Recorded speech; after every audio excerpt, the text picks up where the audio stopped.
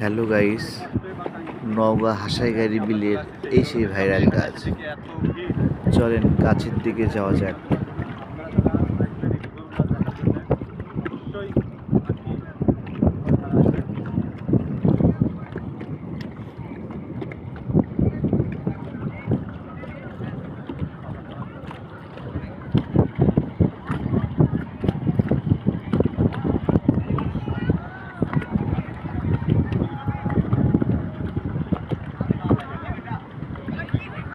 Hello guys, আমরা অবশেষে চলে আসলাম সেই ভাইরাল গাছটাতে।